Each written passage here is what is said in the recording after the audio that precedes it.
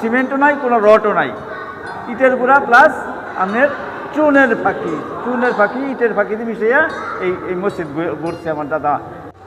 এই মসজিদে বলতেছিলেন যে রড এবং সিমেন্ট দেওয়া হবে, কি দ্বারাতে এটা?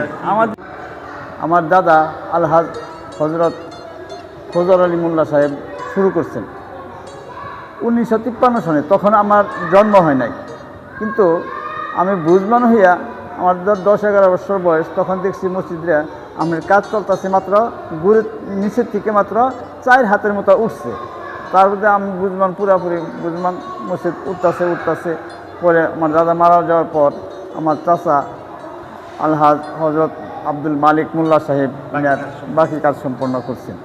আচ্ছা, এখন বারিন্দা টুক করতেছি আমরাই, আমার ছোটো চাচারে নিয়ে আমরা বারিন্দা টুক করতেছি। ওখানে 6টা গম্বুজ হবে এবং ওইটা যে ড্রয়িং ছিল মসজিদের, ওই পুরো ড্রয়িংটা এখন ইনশাল্লাহ শেষ করব আমরা। আমার দাদা যখন কাজটা করে, তখন মসজিদ করার পরে চিন্তা করলো মসজিদ যেন ভবিষ্যতেও কারো দিকে তাকাইয়ে না থাকতে হয়।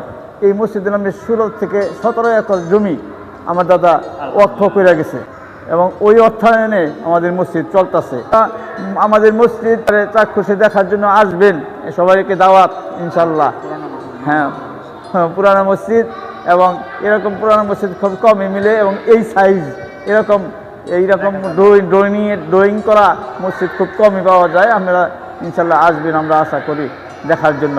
আর আমরা একটা মাদ্রাসা ছোটো মোটো চালাইতেছি, ভবিষ্যতে আর একটু বড় করবার চিন্তা করতেছি এবং সেটা অতি তাড়াতাড়ি করবো ইনশাল্লাহ। আপনারা দোয়া করবেন। আসসালামু আলাইকুম রহমতুল্লাহি ওয়া বারাকাতুহু।